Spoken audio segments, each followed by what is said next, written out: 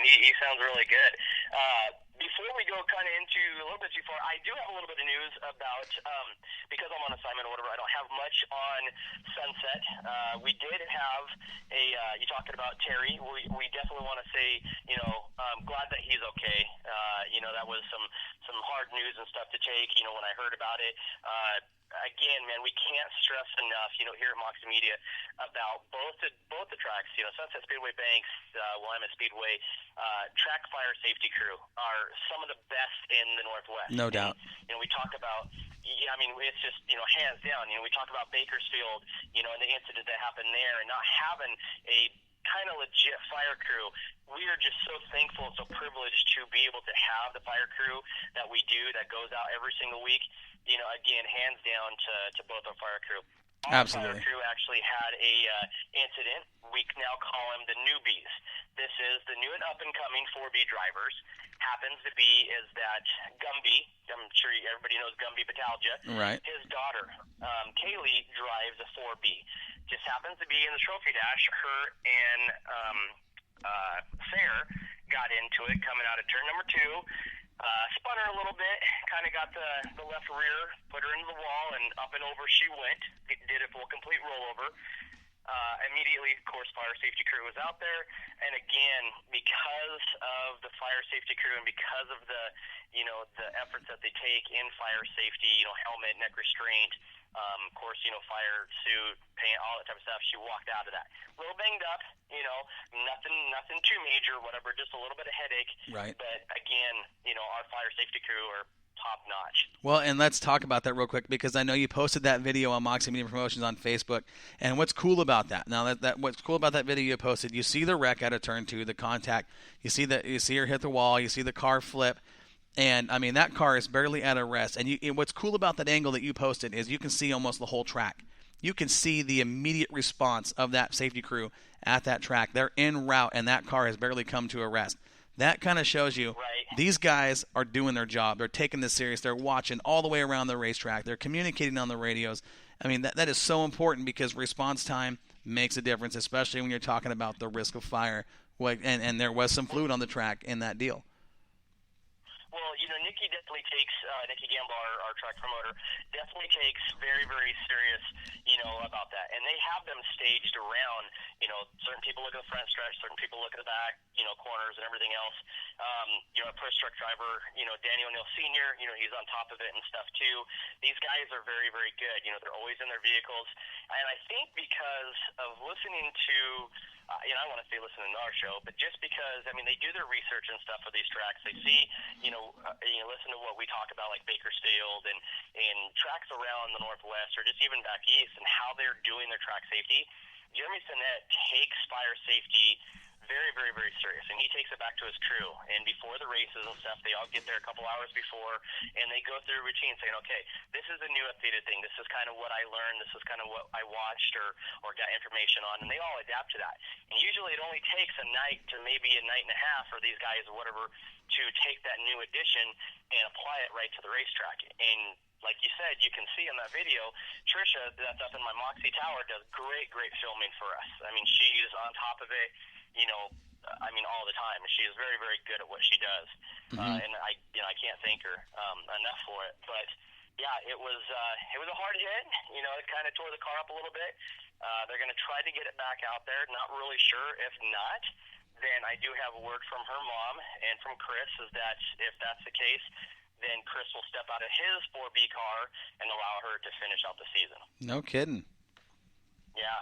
Wow. Yeah, relinquishing the 38 4B car that is extremely, extremely fast. That is a fast little ride. He's very fast.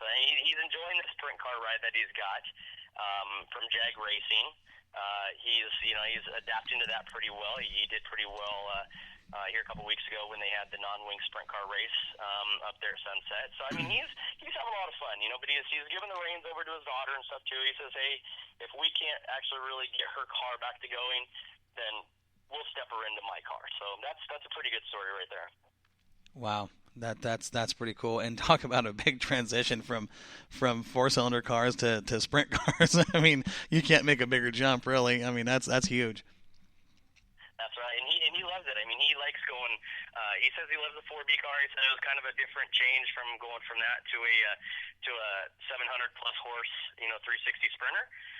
But he says it's a learning curve that he's ready to go for. So let's talk a little bit about the Nationals. I heard, we have a little bit of information and stuff up there at Grace Harbor. Well, we do know that Nick Trenchard put it on him pretty good. I heard that. I do have a little bit of information and stuff here. So Nick Trenchard, of course, from Klamath Falls, Oregon. This is the second win. Only 9 people from the start of the Shipwreck Beads, Modified Nationals has there only been 9 different drivers. He now has 2 of them. Mm-hmm. So going into it, he says moved in to the top 3 and looked to take over the lead from Williamson on lap 22. Late in the race, we had a spin, of course, from Don Martin, and would set up a green-white checkered attempt for Carroll. Mind you, Carroll and Brad Martin. Carroll would look on the inside going into turn 1, but couldn't make the pass. And this is the cool thing. Trenchard then would go on to win his second Shipwreck Beads Northwest Modified Nationals, breaks the 9 different winners of the Shipwreck Beads. And this is listen to this. Listen to the top hitters and stuff that have won this race. 2015, Jeremy Ritchie. 14, Nick Trenchard, of course. 2013, our hometown guy down at Willamette Speedway, Jeremy Shank. And then 2012, Mark Waggy. And then in 2011, Kyle Casson.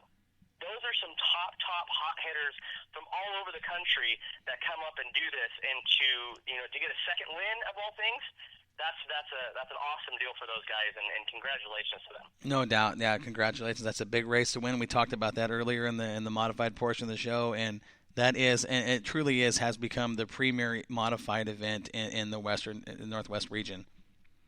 Absolutely. You guys talk about, we have the Clare Cup and everything else, and we have, the big race at Sunset for the Nationals and stuff when they come around.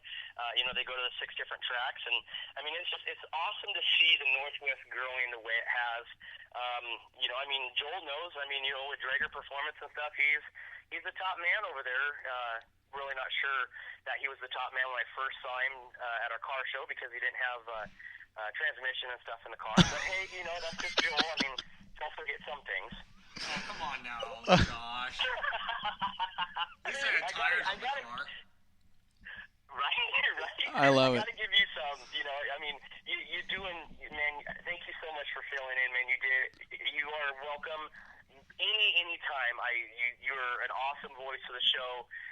We love hearing from you when you guys are working in the shop. Thank you so much for coming in, man. You're doing an awesome job, and apparently my wife thinks you're doing good too. Hey, that's the one that really counts, Well, and it's cool because to get it, you bring a different perspective when we did that. I wanted to bring a crew chief type perspective to the show tonight while you were gone, Josh, and I thought, Joel's close, and he's not too hard to work with and shoots from the hip. And I called him up about an hour before the show and said, hey, what are you doing? Can you make it? He says, sure.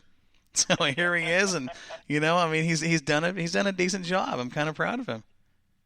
He's done an excellent job, and this is open to to any driver, any crew member. If you're a sponsor, all type of stuff. Moxie Media would love to have you guys come into the studio. It's a ton of fun. We make it fun and all that type of stuff, and we like to get those different perspectives. Absolutely. And that's the reason. That's the whole thing.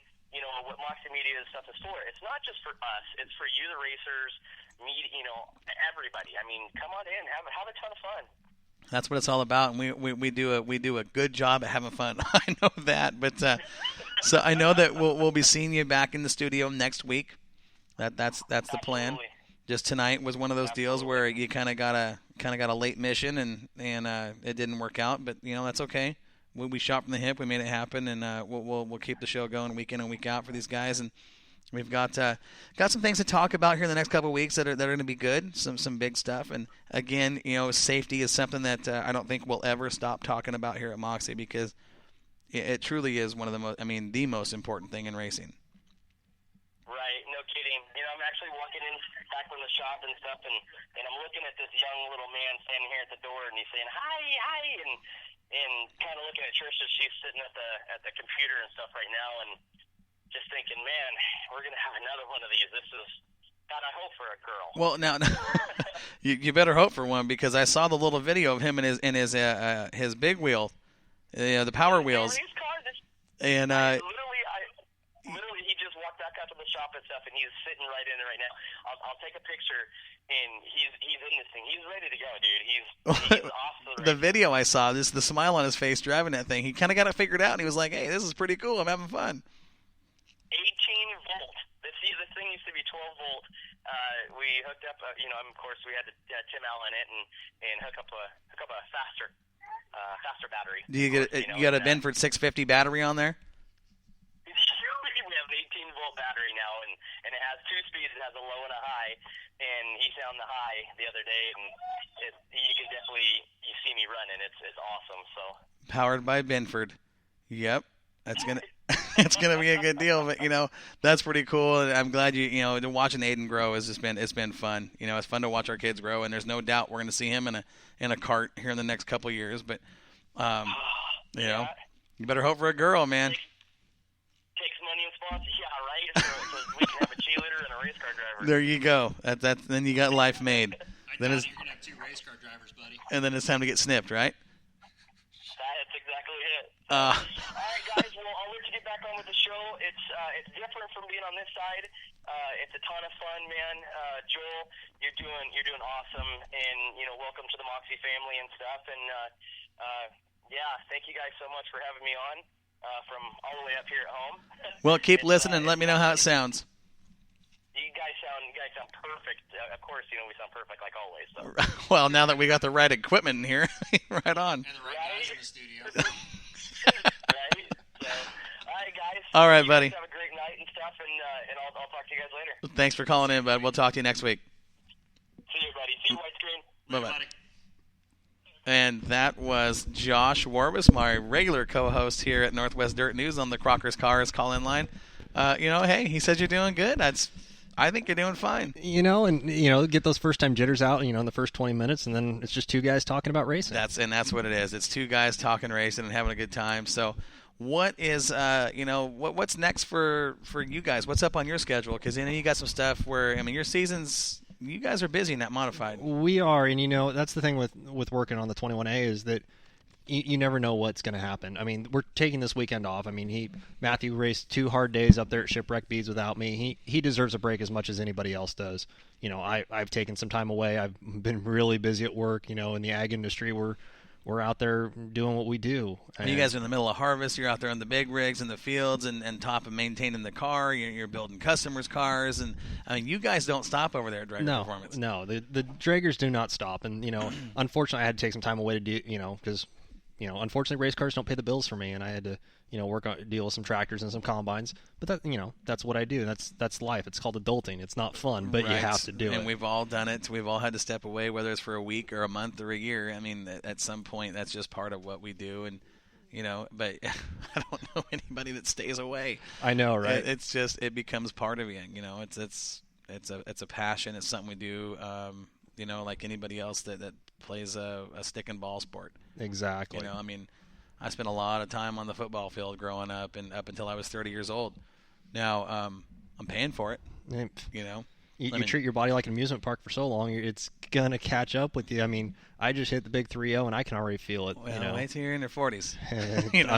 That's 10 years away. Don't scare me, Corey. It's a fast 10 years, I'll tell you that. So you walked in today here at Jetstream, and you looked at me kind of funny, like, what the heck? I got wires hooked up to my knees. I've got the TENS unit on my knee because had a hard time walking. The knees are tore up, lower back.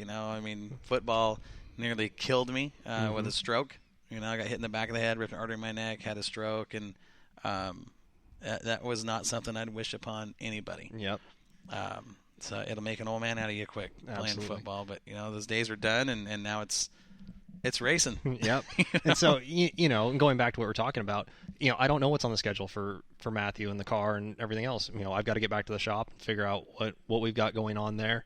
I do know one of the few things, and we've touched on safety a lot tonight. With Terry Hall and with the Bakersfield incidents we've seen over this season. One of the big things is that we had a sponsor come forward, and we are going to be installing an onboard fire system in that car. One thing, though, is that while I was away on my hiatus, it did come in, and unfortunately, it was the wrong type of chemical that we wanted to put on the car. Right.